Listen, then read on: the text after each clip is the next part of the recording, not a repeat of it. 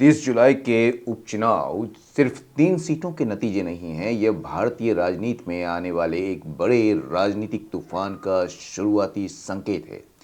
क्या वाकई देश का मतदाता अब पारंपरिक पार्टियों को छोड़कर एक नए प्रयोगों को चुन रहा है? आइए समझते हैं आज के द हिंदू एडिटोरियल के इस विश्लेषण में। नमस्कार, इंग्लिश विद अमिताभ पर आपका स्वागत है। आज के एडिटोरियल में स्ट्रॉज इन द विंड ये जो है आ, बात कर रहे हैं भारत की बदलती राजनीति के उस सबसे बड़े सवाल पर जिसका डिकोड करेंगे, जिसे देश के बड़े बड़े विश्लेषक आज समझ रहे हैं और द हिंदू भी इसी चीज़ को समझने की पहल की है। आज के इस पूरे वीडियो में हम 5 मुख्य पहलुओं पर विस्तार से चर्चा करेंगे। छात्र आंदोलन का असर पहला पहलू है। 25 जुलाई को केंद्रीय शिक्षा मंत्री की विदाई के बाद हुए इस पहले चुनावी इम्तिहान का राजनीतिक सच। दूसरा है बांकीपुर में ऐतिहासिक उलटफेर, कैसे प्रशांत किशोर और जनसुराज पार्टी ने बीजेपी के सालों पुराने गढ़ को ढहाकर अपनी पहली राजनीतिक वैधता हासिल की। तीसरा है दतिया का कड़ा मुकाबला, भारी 71.44% वोटिंग के बीच कांग्रेस की जीत और स्थानीय एंटी इनकम्बेंसी का संदेश। और नेक्स्ट जो एस्पेक्ट है वो है मांजलपुर का मजबूत किला, गुजरात में बीजेपी द्वारा 30,000 प्लस वोटों से जीत हासिल कर अपने कोर वोट बैंक को बचाए रखने का सबूत। नए राजनीतिक प्रयोगों का युग, क्या तमिलनाडु से लेकर बिहार तक जनता का मिजाज बदल रहा है और यह बीजेपी के वो कांग्रेस जैसी पारंपरिक पार्टियों के लिए कितनी बड़ी चेतावनी है।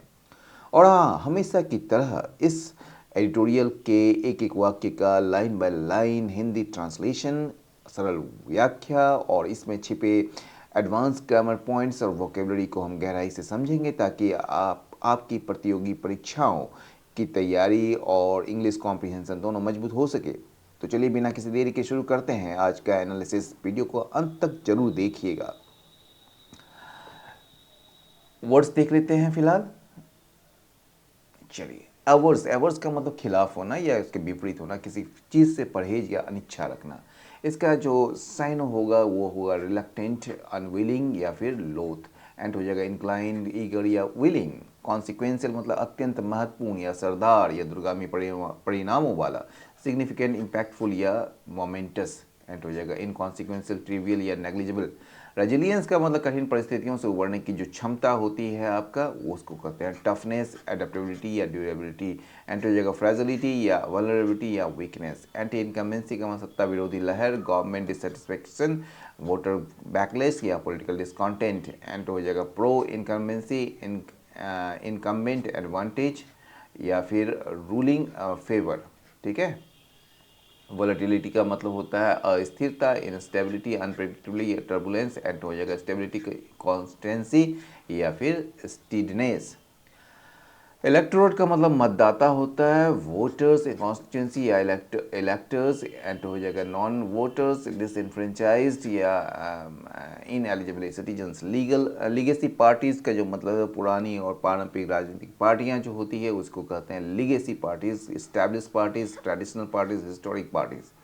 एंड हो जाएगा emerging parties, new entrants, fledgling movements. Okay, idiom and phrases भी देख लेते हैं। Straws in the wind. Straws in the wind का जो मतलब होता है वो होता है आने वाले बड़े बदलाव या भविष्य के हालात के शुरुआती संकेत। रिसेंट बाई इलेक्शन रिजल्ट जो है वो स्ट्रोज इन द विंड है, जो इंडिकेट कर रहा है शिफ्टिंग पॉलिटिकल मूड्स को, यानी हालिया उपचुनावों के नतीजे जो हैं हवा के रुख और जनता के बदलते मिजाज के शुरुआती संकेत हैं।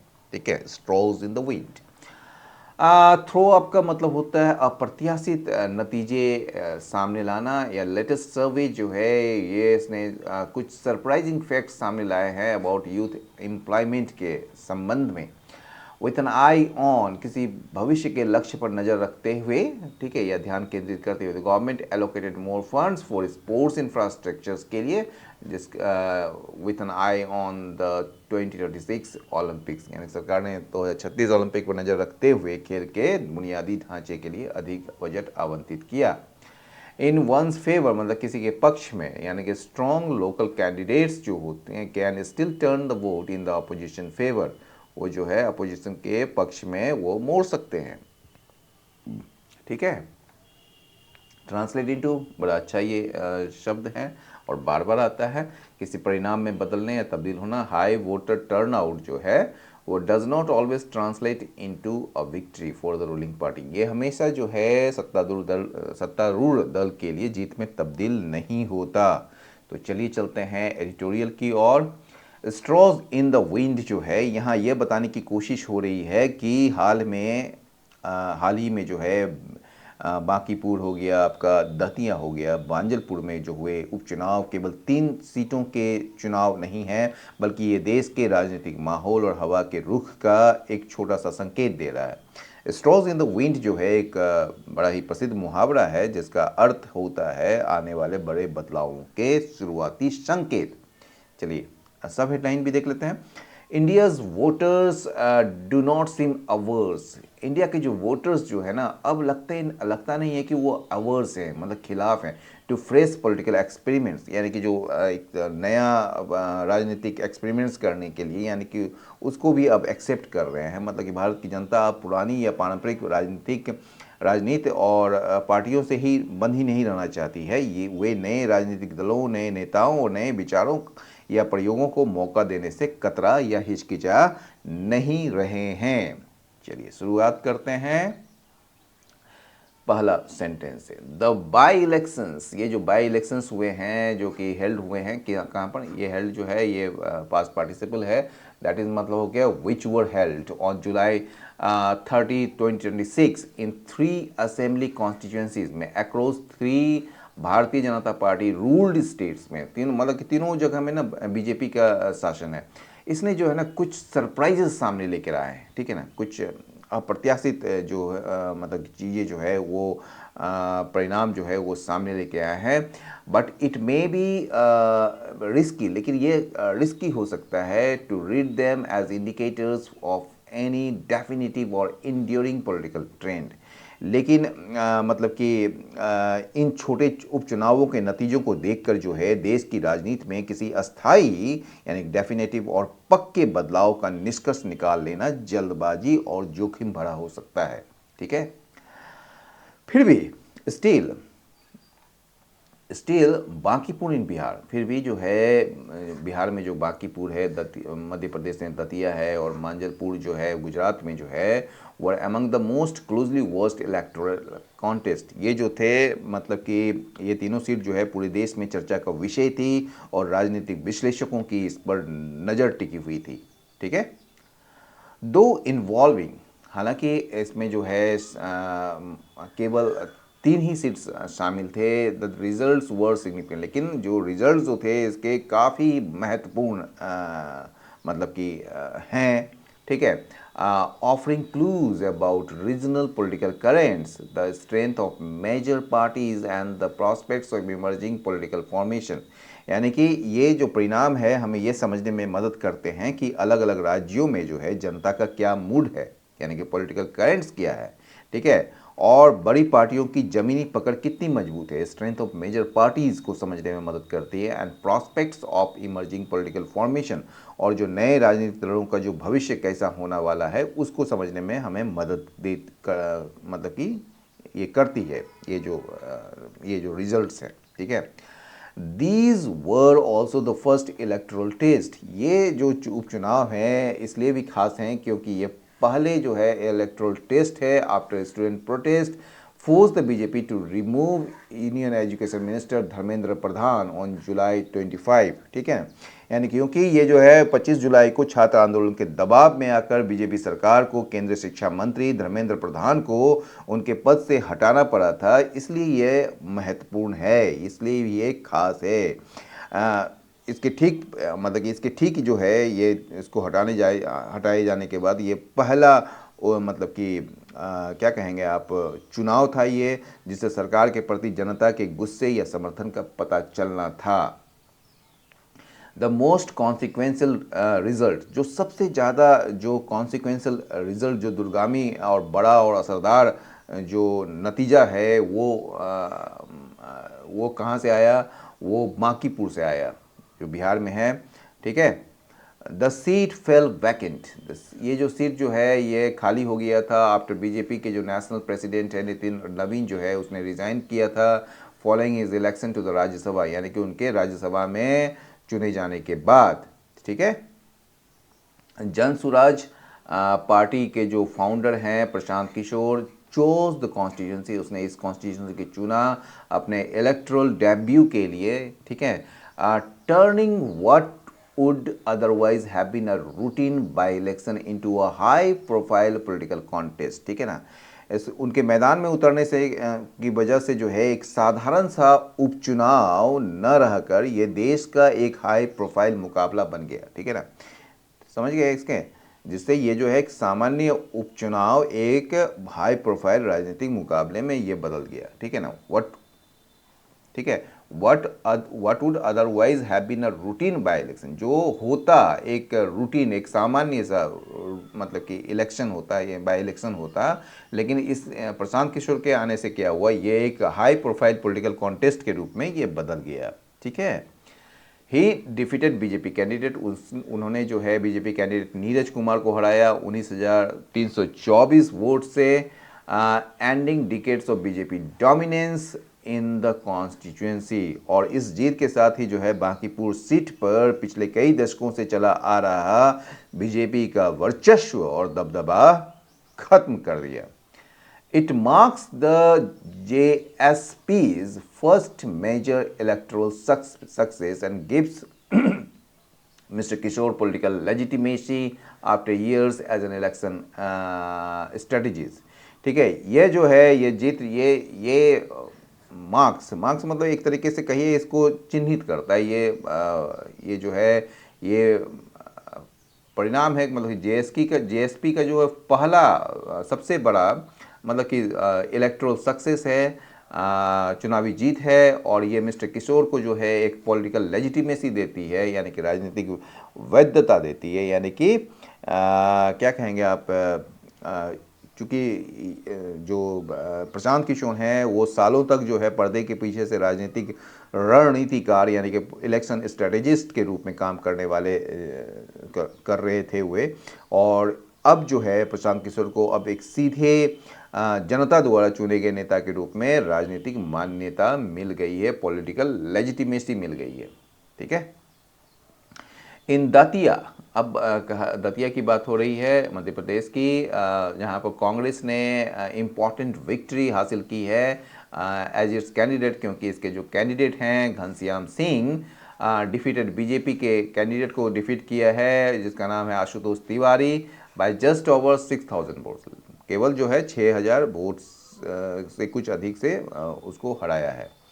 अनलाइक बांकीपुर, मतलब बांकीपुर के तुलना में अगर कहें या उसके विपरीत जो है दतिया क्या है, witnessed robust voter turnout of 71.44%, मतलब दतिया में जो है ना एक अच्छा खासा मतलब कि भारी मतदान 71.44% देखने को मिला, जो इंडिकेट करता है strong local engagement with the contest and suggesting that the Congress retains pockets of resilience in Madhya Pradesh despite the BJP's dominance, ठीक है।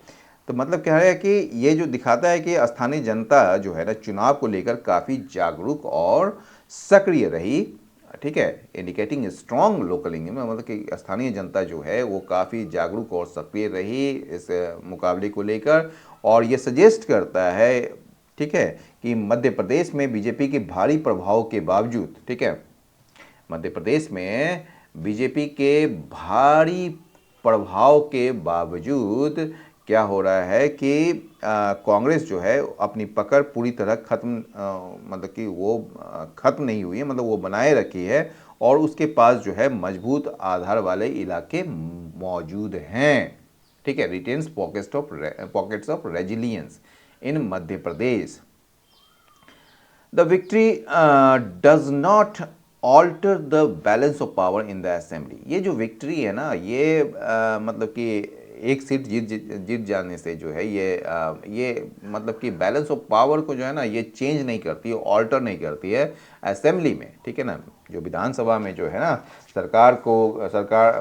सरकार गिरने या बदलने जैसा कोई इससे असर नहीं पड़ने वाला। लेकिन ये जो है कांग्रेस को एक एविडेंस देता है that local anti incumbency and candidate specific factors can still work in its favour. लेकिन ये जो है कांग्रेस को यह भरोसा और सबूत जरूर देता है कि स्थानीय स्तर की जो नाराजगी है और सही उम्मीदवार का जो चुनाव है अभी भी बीजेपी को हराने में काम आ सकता है, can still work in its favour. ठीक है, फॉर द बीजेपी, अब कहा जा रहा है कि बीजेपी के लिए जो है the defeat serves as a reminder that its statewide strength does not automatically translate into victory in every constituency। यानी कि बीजेपी के लिए दतिया की हार जो है एक चेतावनी या सीख की तरह है कि भले हुए पूरे राज्य में कितने भी मजबूत क्यों ना हो, हर एक इंडिविजुअल सीट पर खुद ब खुद जीत नहीं मिल जाती, वहां स्थानीय समीकरण भी मायने रखते हैं। द थर्ड कॉन्टेस्ट, ये जो तीसरा जो चुनाव है वो कहाँ पर था, ये मांजलपुर में है। इसने जो है एक डिफरेंट आउटकम दिया, एक अलग जो मुकाबला है उसका अलग ही परिणाम आया। The BJP retain the constituency, BJP जो है अपने कॉन्स्टिट्यूंसी को बरकरार रखा। वहाँ पर जो है सतीश गोविंद भाई पटेल जो हैं उसने अपने राइवल को, अपने विरोधी को हराया 30,000 मतों से। ठीक है, मांजलपुर डिमॉन्स्ट्रेट्स, मांजलपुर जो है ये दर्शाता है बीजेपी की एबिलिटी को to hold its core support base. ठीक है ना, यानी कि मांजलपुर जो है उसके नतीजे से ये साबित होता है कि बीजेपी में आज भी ये ताकत है कि वो अपने पारंपरिक और पक्के वोट बैंक यानी कोर सपोर्ट बेस जो है वो अपने साथ मजबूती से जोड़े रख सकती है। समझ गए? एट द सेम टाइम, ठीक है, इसके साथ ही या इसी at the same time the outcomes in Bankipur and Datia, जो आउटकम्स हैं, जो परिणाम है बांकीपुर और दतिया में, ये सजेस्ट करता है some volatility among the BJP core social based of Hindu voters particularly the upper caste. ठीक है ना, तो एट द सेम टाइम मतलब इसके साथ ही बांकीपुर और दतिया के चुनावी नतीजे से ये साफ पता चलता है या ये इशारा करता है कि बीजेपी का जो सबसे वफादार हिंदू मतदाता वर्ग है, यहाँ खासकर जो उच्च जातियाँ हैं, उनके समर्थन में थोड़ी उथल पुथल देखी जा रही है, थोड़ी वॉलेटिलिटी देखी जा रही है, सम वॉलेटिलिटी थोड़ी। There is also a larger acceptance. ठीक है, एक मतलब कि एक्सेप्टेंस स्वीकारी है among the electorate for fresh political experiments, यानी कि जनता में जो है ना अब नए राजनीतिक विकल्पों और प्रयोगों को स्वीकार करने का रुझान भी सामने आया है इस चुनाव को देखते हुए। And that is a trend, और ये एक प्रवृत्ति है, एक रुझान है that connects what happened in the Tamil Nadu assembly election with Bankipur. जो मतलब कि वो ट्रेंड जो है जो तमिलनाडु विधानसभा चुनावों में दिखी नई राजनीति को बिहार के बांकीपुर में प्रशांत किशोर की जीत से जोड़ती है। ठीक है, तो इफ दिस ट्रेंड होल्ड्स, यदि ये ट्रेंड जो है ये जारी रहता है या ये विकल्प जो है मतलब कि ये जो ट्रेंड है, ये जो रुझान है ये होल्ड्स करती है, यानी कि क्या कहेंगे आप इसको, जारी रहता है, तो the challenge will be not only for the BJP.